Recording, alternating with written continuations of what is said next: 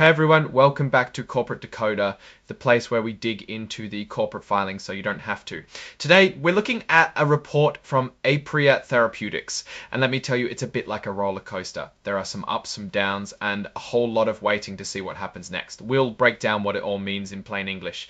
Aprea Therapeutics released their financial results for the year ending December of 2024 and gave an update on what they've been up to. Let's dive into what those numbers tell us. But first, let's talk about something else. It seems like John Hamill, a top executive, got a bit of a safety net. If he gets fired without a good reason or leaves for a good reason, he'll keep getting his salary for 12 months. That's up from the previous 9 months, plus the company will pay for his health insurance during that time. If this happens within a year after a change in company control, he gets even more with 18 months of salary and health coverage. It's like a golden parachute, but maybe not so golden if the company isn't doing so well.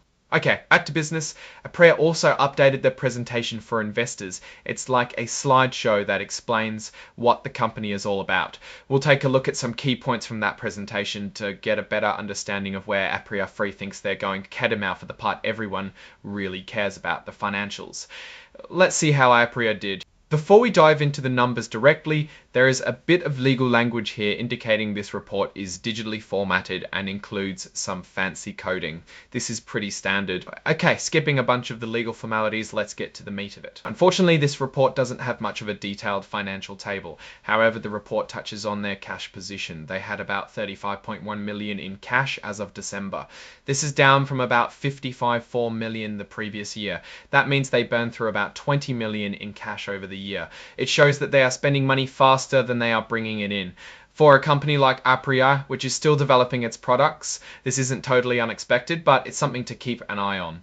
Speaking of spending, let's talk about research and development. That's where a lot of Aprea's money goes for the year. They spent about 17.4 million on R&D. That's actually down a bit from the previous year when they spent about 22.8 million. It could mean they're getting more efficient with their research, or it could mean they're cutting back on some projects.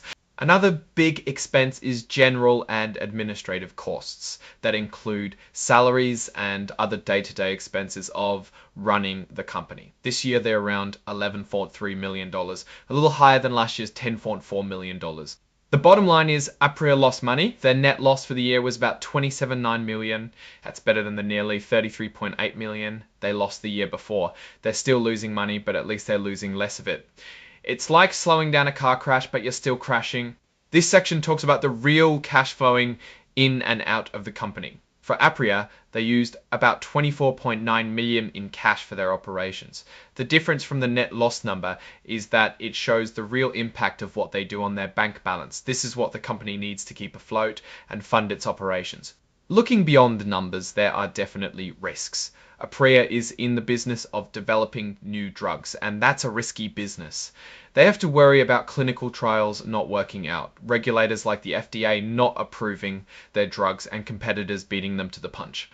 The other big risk is funding. Aprea needs money to keep going. They might need to raise more money by selling more stock, which could dilute the value of existing shares. And now, what's my take on all of this?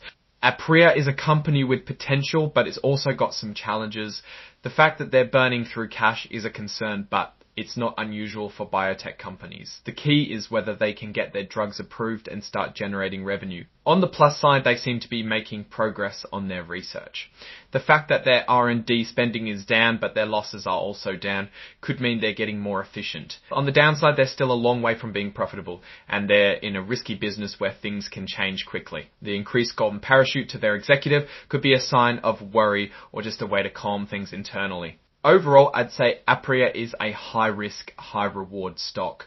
If they can get their drugs approved, it could pay off big time. But there's also a real chance they could stumble along the way. Thanks for watching Corporate Decoder.